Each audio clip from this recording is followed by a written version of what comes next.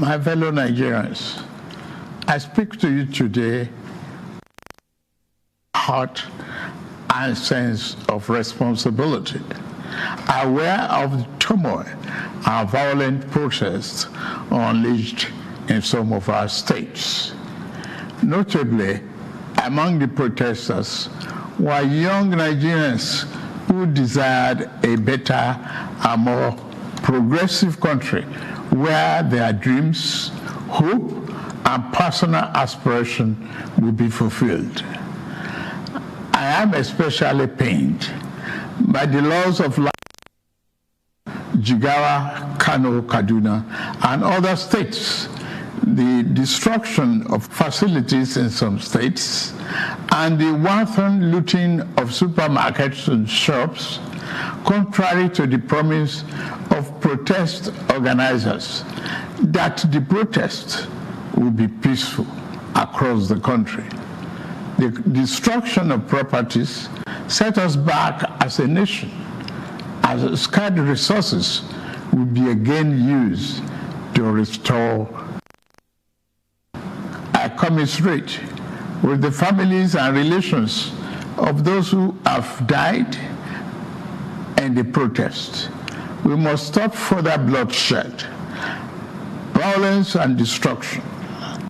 As the president of this country, I must ensure public order in line with the constitutional oath to protect the lives and property of every citizen. Our government will not stand idly by and allow a few political agenda to tear this nation apart. Under the circumstances, I hereby enjoin protesters and the organizers to suspend any further protest and create room for dialogue, which I have always acceded to at the slightest opportunity. Nigeria requires all hands on deck and need us all, regardless of age, party, religion, or other divides, to work together, reshaping our destiny as a nation. To those who have taken undue advantage of this situation to threaten any section of this country, be warned. The law will catch up with you. There is no place for ethnic bigotry or such threats in the Nigeria we seek to build. Our democracy progresses the right of every Nigerian are respected and protected.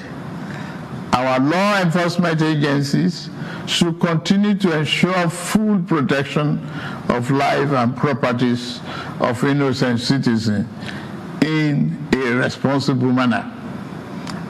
My vision for our country is one of a just and prosperous nation where each person may enjoy the peace, freedom, and good that only democratic good governance can provide. One that is open, transparent, and accountable to the Nigerian people. For decades, our economy has remained anemic and taken a dip because of many misalignments that have stunted our growth. Just over a year ago, our dear country, Nigeria, reached a point where we couldn't afford to continue to use to solve long-term problems for the sake of now and our unborn generations. I therefore took the painful yet necessary decision to remove first subsidy and abolish multiple foreign exchange system, which had constituted a noose around the economic jugular of our nation and impede our economic development and progress. These actions block the greedy profit that smugglers and rent seekers made. They also block the undue subsidy we had extended to our neighboring countries to the detriment of our people, rendering our economy prostrate. These decisions are made were necessary if we must reverse the decades of economic mismanagement that didn't serve us well. Yes, I agree. The buck stops on my table. I assure you that I am focused fully on delivering the governance to the people, good governance for that matter. In the past 14 months, our government has made significant strides in rebuilding the foundation of our economy to carry us into a future of plenty and abundance. On the physical side, aggregate government revenue has more than doubled, hitting over 9 in the first half of 2024 compared to the first half of 2023 due to our efforts at blocking leakages, introducing automation, and mobilizing funds creatively without additional burden on the people. Productivity is gradually increasing in the non-oil sector, reaching new levels and taking advantage of the opportunities in economic ambience. My dear brothers and sisters, we have come this far, coming from a place where our country spent 97% of all our revenue on debt service. We have been able to reduce that to 68% in the last 13 months. We have also cleared legitimate outstanding foreign exchange obligations of about $5 billion without any adverse impact on our. This has given us more financial freedom and room to spend more money on you, our citizens, to fund essential social services like education and health care. It has also led to our state and local government receiving highest allocation ever in our country's history from the Federation account. We have also embarked on major infrastructure projects. We are working to complete inherited projects critical to our economic prosperity, including roads, bridges, railways, power, and oil and gas development. Notably, the Lagos-Calabar Coastal Highway and Sokoto-Badagry Highway projects will open up 16 connecting states, creating thousands of jobs and boosting economic output through trade, tourism, and migration. Our once declining oil and gas industry is experiencing a resurgence on the back of the reforms I announced in May 2024 to address the gaps in the Petroleum Industry Act. Last month, we increased our oil production to 1.61 million barrels per day, and our gas assets are receiving the attention they deserve. Investors are coming back into foreign direct investments, signed over $500 million since then. Fellow Nigerians, we are a country blessed with both oil and gas resources, but we met a country that had been dependent solely on oil-based petrol, neglecting its gas resources to power the economy. We were also using our hard-earned foreign exchange to subsidize the use. To address this, we immediately launched our compressed natural gas initiative, CNG, to power our transportation economy and bring us down. This will save over 2 trillion naira a month being used to import PMS and AGO and free up our resources for more investment in healthcare and education. To this end, we'll be distributing of extremely low or no cost to commercial vehicles that transport people and goods and who currently consume 80% of imported PMS and AGO.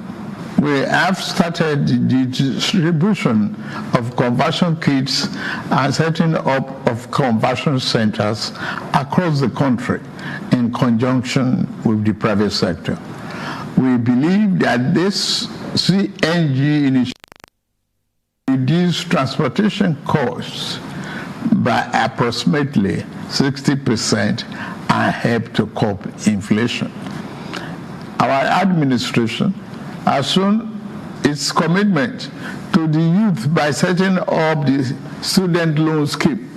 To date, 45.6 billion has already been processed for payment to students and their respective institutions. I encourage more of our vibrant youth population of this opportunity. We established the Consumer Credit Corporation with over 200 billion to help Nigeria to acquire essential products without the need for immediate cash payment, making life easier for millions of households. This will consequently reduce corruption and eliminate cash and opaque transactions.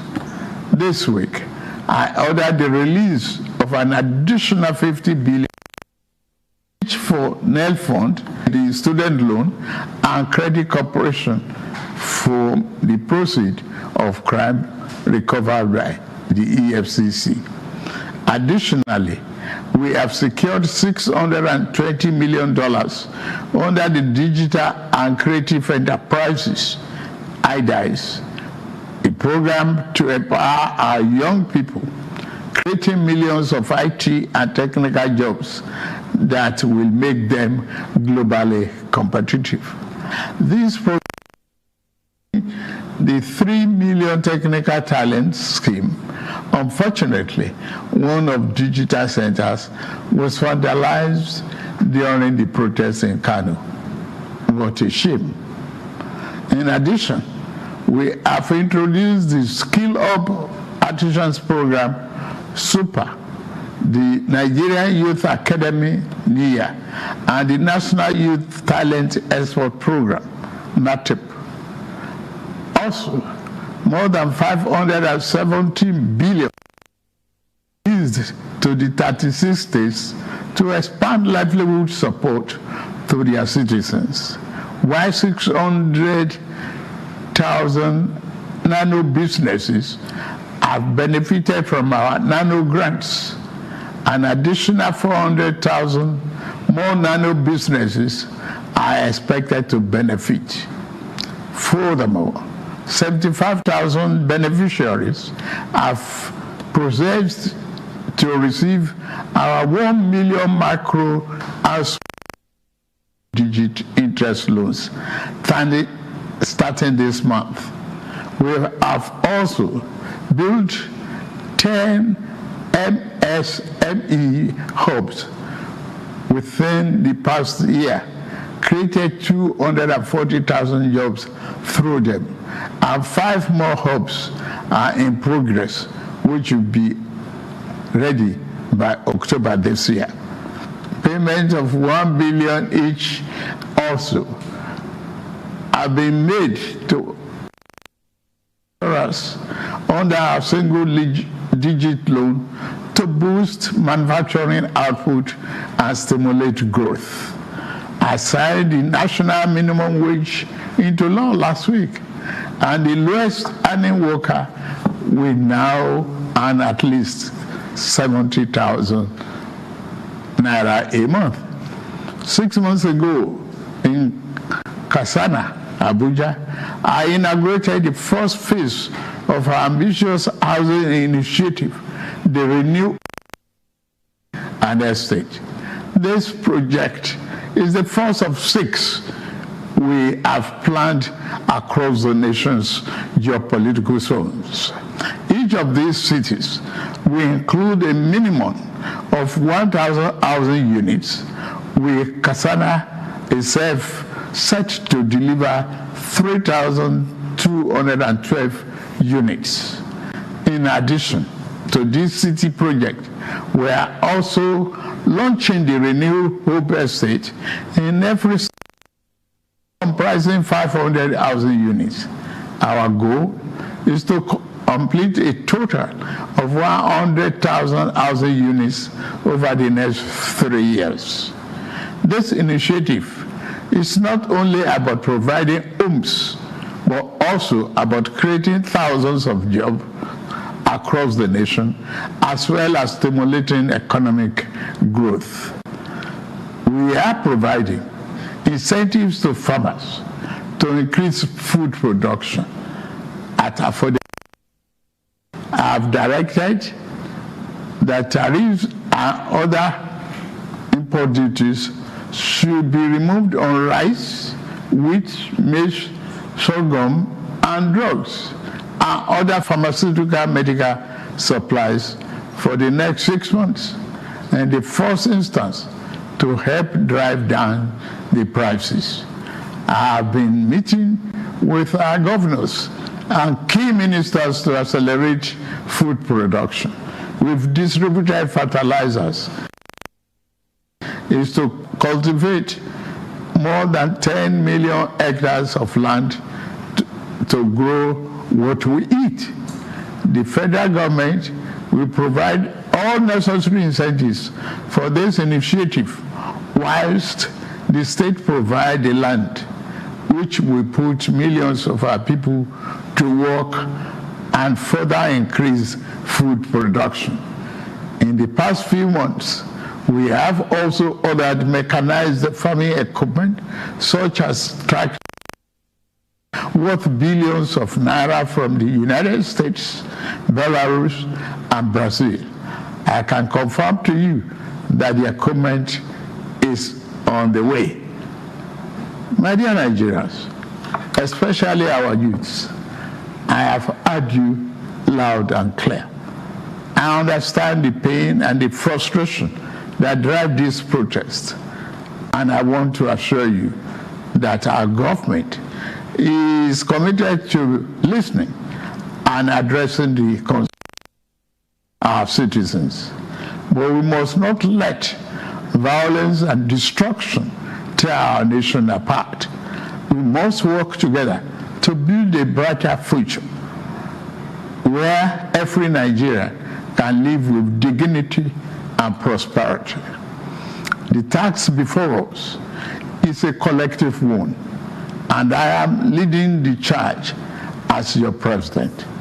A lot of work has gone into stabilizing our economy, and I must stay focused on ensuring that the benefits reached every single Nigerian as we promised. My administration is working very hard to improve and expand our national infrastructure and create more opportunities for our young people.